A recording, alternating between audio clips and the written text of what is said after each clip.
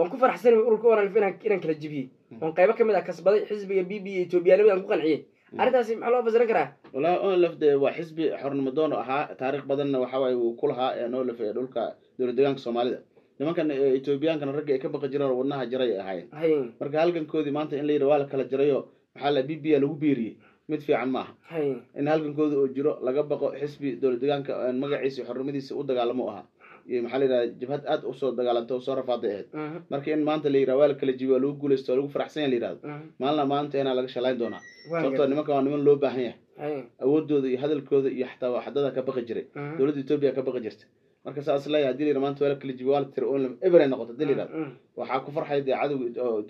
Itoobiya farxay aad u farxay taasna mid fiican ma aha dhila marka aad caqjir maanta xilo haya wax rabo ku hadli karaa biyubalsino kale nimanka inuu kala jibiyo olifna ku faraxsan yahay laakiin bari marka culays dareemo oo dhihi doona olifna kala jibina qalad ah aad iyo aad buu maasan yahay gooni khiyaaray sidoo kale waqooyiga dalka Itoobiya ayaa xaaladiisa laga digayaa waxaana sii kordhaya dhaqaaqyada ciidan ee xooggan ee ka soconaya gobolka Amxaarada iyo gobolka Tigray ay sameynayaan xoogaga sida weyn uga soo horjeeda ra'iisul wasaaraha dalka Itoobiya waa xoogaga TPLF xoogaga Fano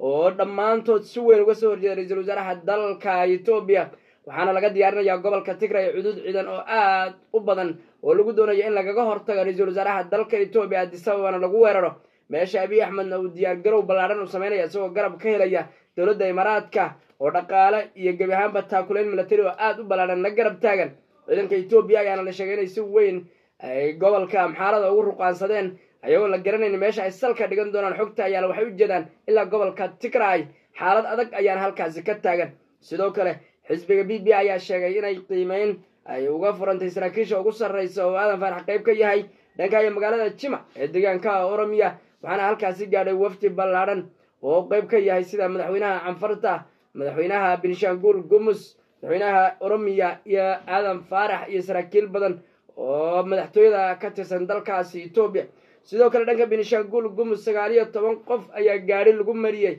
meel maqaayadaha gaarigaas oo wadada si toos ah looga soo leexiyay ayaa gabi ahaanba cagta maray maqaayad yar oo halkaas ku taalay 19 qof ayaa nafta la dhuldhicin meesha dad 15 ku dhow ayaguna halkaas dhaawac ku soo gaaray booliska dalka Itoobiya warbaahinta la hadlayaana sheegay inay uga shakisayeen inuu barnaamij argagixiso yahay oo gabi ahaanba dadkaasi sidaas loogu baabiyay laguna xasuuqay waana xaaladda dalka Itoobiya ee marba marka ka dambaysa meel ka furanaysa una sii daadagaysa dhanka colaadda iyo kala tagga iyo burburka iyo gabi ahaanba adkeynta ra'iisul wasaaraha dalka Itoobiya sida dhabta uga turjumayn xaaladda uu ku soo yahay ee dalkaasi Itoobiya darintaas Itoobiya kaga tagno dhanka Soomaaliya siyaasadii ayaa cirka sii gashay gabi ahaanba sanadkii ugu dambeeyay waxa lagu jiraa hardanka iyo isjiidka iyo dhan u ridida mustaqbalka Soomaaliya iyo doorashooyinka soo socda meesha jihada Saarland dawladda xashiq wuxuu ka saaraysaa inay doorasho qof iyo cod ah dhacdo lagana guuro doorashadii inkaarta qabtay doorashadii cadaalad darrada ahayd doorashadii uu ninka ugu tunka weyn ama ninka la wato ugu madaxa weynaa hase yeeshee xoogagii mucaaradka oo Imaaraadka iyo dawlado badan dhaqaale ka qaatay ayaa olola bilaabay ka dhana Xasan Sheekh Maxamuud xogtu waxay leedahay hub iyo gaadiid baa la iibinayaa lagu doonayo in Muqdisho lagu dhex dagaalamo kadibna la dhaho Soomaalida way islaysay Xasan oo miiska ku soo laabo gooni ma u deynaya gooni maxaa cusub horta siyaasadda Soomaaliya wajiga kala yeelataa markii la gaaro dhamaadka madaxweynaha madaxweynaha markaas joogo hadda Xasan Sheekh Maxamuud waqtigiisa la jooga waxa hartay wax sanad ka yar ayaa u hartay madaxweynaha Soomaaliya laga yaabo in dhowr bilood 5 bilood ama 6 bilood 7 bilood ku darsado waa laga yaabaa oo inta doorashadii arrimaheeda ay socdaan laakiin waxaan isleeyahay qaabka hadda wax u socdaan in Imaaraadka maamul goboleedyada dhaqaale soo siinayo maamul goboleedyada lacagta u sii gudbinayaan mucaaradka oo Muqdisho joogo oo dadka Muqdisho ka soo jeedo sida Xasan Cali Khayre ninka la yiraahdo maxaa la dhahaa Sheekh Sharif Sheekh Axmed Cabdiraxmaan Cabdishakuur rag kale baadiyo raggaas oo kale in wax lagu raadiyo maxaa la dhahaa in dhaqaale loo dhiibo oo la yiraahdo maxaa la dhahaa gala baasha oo ninka karkariya joojiya si gandada lagu laabto arintaas socoto Imaaraadka shalana ma farmaajo diidaneen maanta Xasan ay diidan yihiin Imaaraadku waxay rabaan in Soomaaliya wax noqoto marwaa shidaalka la qodob ka soo horjeedaan goorma rabaan wax noqoto mar Soomaaliya wiligeed in wax noqoto mar wadamada Soomaaliya wiligiisna ku jiray meel dalku meel u baadi Soomaaliya kaliya ma Liibiya u diiday in wax noqoto Suudaan u diiday waxay u diidan hadda Masar ay doonayaan in dhowr wada laga dhigo oo la kala qaybiyo wala burburiya maraan Masar Liibiya xabada ka socota hadda Yemen oo u diidan yihiin oo aragtay waxa ka sameynayaan meel kale oo la yiraahdo aydan Ciraaq oo u diideen Syria dhibka marsiin waa aragtay mar rabaan wadamada islaamka wadamada africa loo soo diray nimanka marka qaar dhaqaale ku burburiyaan iyo qaar ayagu maskaxda ka haystaan kaliya waa imaaraad waa dal muslim asaan xogta ku hayno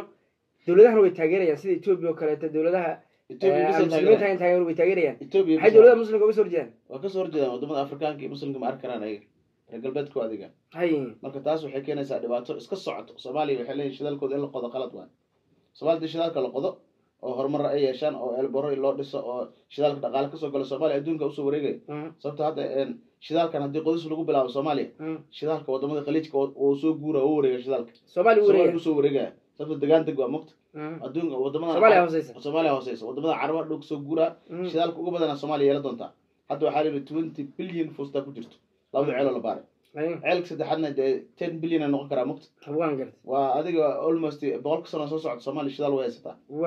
taas marka la diiday hadii marka taas inta la dhuraayna kan kale u soo wareegay la guray shidaalka hadii bixin lagu bilaabo oo inuu socdo arag sidii biyo biyo kan kale imaanayo socdo marka taas diidayiin imaaraadku marka guligood Soomaaliya inay talaab qaado ama shidaal laga qodo midna ma rabaan arrintan dawladda Soomaaliya waxa la imaaraadka inay xiriirka u jirtaa laga yaabaa sidoo kale xoogaga dawladda taageera Axmedow aad u haysteen Axmedow talaabada qaaday maxay tahay Axmedow waxa la sheegay Nairobi inuu gaaray lacagna oo soo qaadan doono lacagtaasna uu adeegsan doono nimanka mucaaradka nin kamid ah asaga lacagta soo marin doono lacagta la soo marin doono lacagta ninkaasna uu diri doono asaga Muqdisho joogo asaga akoonka noqonay miyaa asaga akoonkii lacagta la soo marsiinay noqonay sababtoo lacag jug hadii la soo siiyo lagu soo diray shirkad ama diyaarad lagu qaado fashil ay noqonaysaa 9 milyan hadda kor waagi hore laga qabtay maxaa la yiraahdaa elbarka lagu qabtay waagi farmaajo qayre marka taas oo kale halis ay keenaysaa marka waxa la yiraahdaa siciidana warqada waxa loo geeyay diyaarad boosaso lagu dajiyay waxa la yiraahdaa wixii mucaarada oo Muqdisho ku joogo lacagtu u dhiib labadana wali ugu waaweyn labadana magacyadooda lama sheegay laakiin dabagalan ku hayna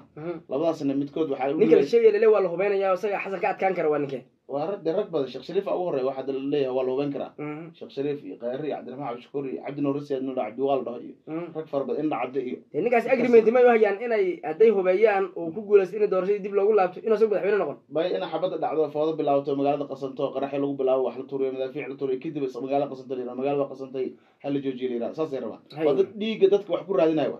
waan gartay Soomaalida dhiigeeda wax ku raadinayna in xil ku helaan taasna waxyaabaha dhibaatada keenayso oo musiibada iyo kansarka iyo umad Soomaaliyeed uga bixilay waa mas'ala gooni dhanka SC Soomaaliland maxaa ugu dambeeyay SC Soomaaliland xaaladdeedu wali way taagan tahay waxa la sheegay in hadii 18 May laga baxay inay doonayaan inay weeraraan maxaa SC Khartoum SC ayagana ku jirta waxay tira anagana lama soo weerari karo in maxaabiistii Soomaaliland sii deynaysan wali ma soo deyn ayadana waa laga warsugay in maxaabiista soo daayaan marka xaalado badan oo isdiidana jiro kacdoon fara badan oo loo diyaariyay way jiraan Musabbih Cabdi lagu eedeeyay inuu kacdoonka burca ka dhacay meel kale inuu hormuud u ahaa mid kale waxa la yaab noqotay shalay inuu gaaray xaruntii lagu soo bandhigay maxaa la yiraahdaa 18 May inuu madaxweyne cirka ka sii hormaro asaga meeshii tagaba oo isku arkay inuu madaxweyne yahay marka nin oo cirga ku sugan oo nabadoon ah ayaa sheegay in dhibaatada ugu badan meesha ka jirto inuu hormuud ka yahay Musabbih Cabdi xisbigiisa kulmiye in dhibaato ku hayay Soomaaliland waqti fogna aysan qaadan doono qalaaso inta ugu sii badan doono aad iyo aad buu mahadsan yahay gooni khayr idin korood mahadsantiin barnaamijka share garay meel fogna gaarsiya gabiyan barnaamijkan inta ayaan ku soo gabagabeynaa inta barnaamijkan barnaamij mid ah ku kulmi doono waxayna kaga tagaynaa sida iyo nabadgelyo